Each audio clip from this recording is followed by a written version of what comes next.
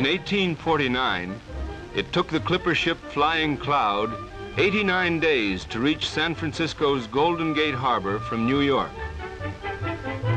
In the spring of 1945, no point on Earth was more than 40 flying hours away from San Francisco.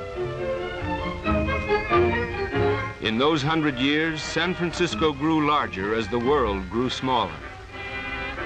It developed into a vigorous and cosmopolitan center of commerce and culture, and of industry and shipping for the war in the Pacific.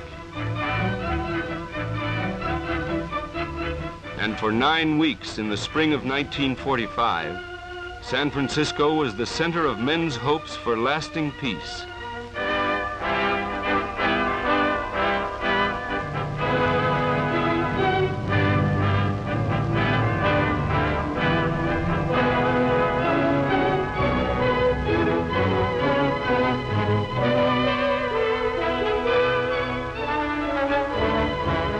Delegates representing 46 nations came to San Francisco on April 25th, 1945.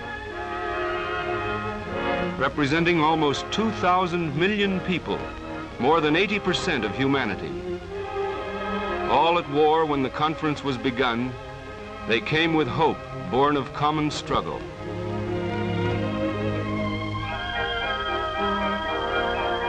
They came to design together machinery to end war, a curse which in 30 years had killed 40 million human beings.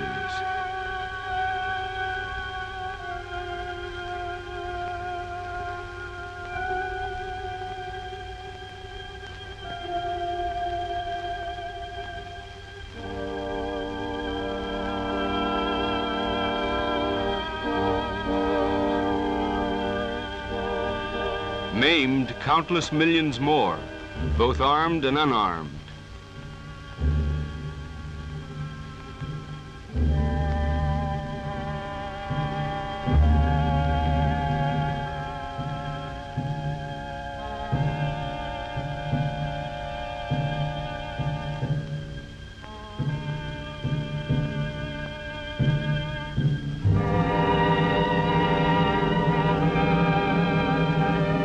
When the conference convened, Franklin Roosevelt was missing. The man who helped weld the United Nations together as a fighting team and who worked to keep them united in the peace to come had died before he could see his dream come true. But his words were in every mind and heart. 25 years ago, American fighting men looked to the statesmen of the world to furnish the work of peace for which they fought and suffered. We failed them. We failed them then, we cannot fail them again and expect the world to survive again.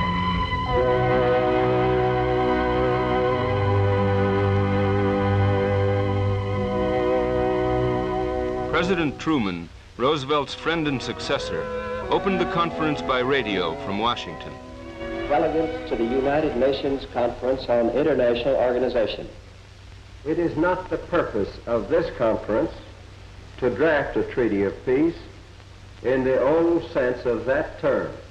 This conference will devote its energies and its labors exclusively to the single problem of setting up the essential organization to keep the peace.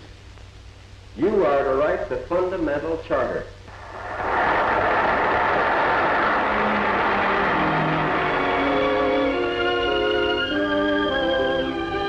As the delegates broke up that first night, the task before them was clear: to chart the course toward realistic international cooperation to preserve peace. This was the responsibility vested in them by a war-weary world. It was for this they had gathered, at the invitation of the governments of China, Great Britain, the USSR, and the United States. This was the step made possible by Dunkirk and Stalingrad, and Normandy and the Burma Road, and Midway, planned for at Casablanca, Cairo, Moscow, Tehran, Dumbarton Oaks, and Yalta. Delegates from 46 and later 50 nations were there. But there in spirit, too, were the victims of Warsaw, Coventry, Shanghai, Lidice. The hopes of the living and the dead were concentrated in the hands of the representatives meeting at San Francisco. Together they organized the huge problem ahead of them. The discussion and amendment of the proposals prepared at Dumbarton Oaks. Each nation was represented on all 4 large commissions, set up to work out the general provisions of the United Nations Charter and the actual structure of the General Assembly, Security Council, and judicial organization. These committees were divided into smaller working groups, 12 in all.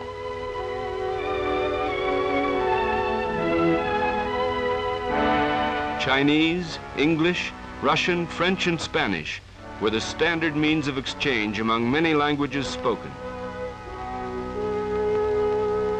And in 9 weeks, the charter was ready to go before the participating governments for ratification. In the General Assembly of the United Nations Organization, each member will have 1 vote. Any matters within the scope of the charter will be discussed here. Recommendations will be made to the Security Council. The Security Council will have 5 permanent members and 6 others elected by the General Assembly for 2 years. It is to be the enforcement arm of the organization. An International Court of Justice in permanent session will decide legal aspects of international disputes. The Economic and Social Council will have 18 members elected by the General Assembly. Special agencies like the Food and Agriculture Organization will be affiliated with it. The Trusteeship Council, for the advancement of territories held in trust, will be part of the General Assembly. It will be equally divided between those nations which administer trust territories and those which do not. There will be a secretariat to do the administrative work of the organization.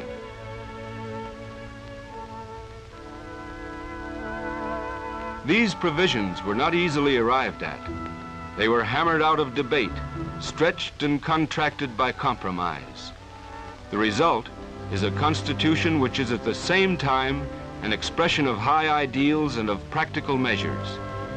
To be effective, the Charter needs the active cooperation of people everywhere.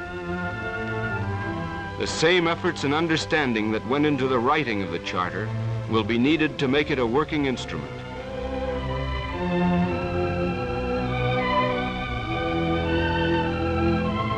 To fulfill the mutual responsibilities of nations as set forth in the Charter, to bring about free world trade and the full employment of man's productive resources, men and women of goodwill everywhere must come to know and understand one another.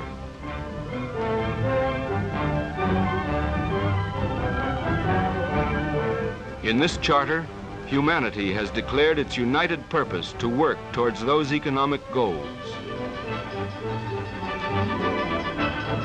The Social and Economic Council of the United Nations Organization gives the peoples of the world an instrument with which to promote a higher standard of living everywhere. Through their delegates at San Francisco, the member nations pledged to use that instrument.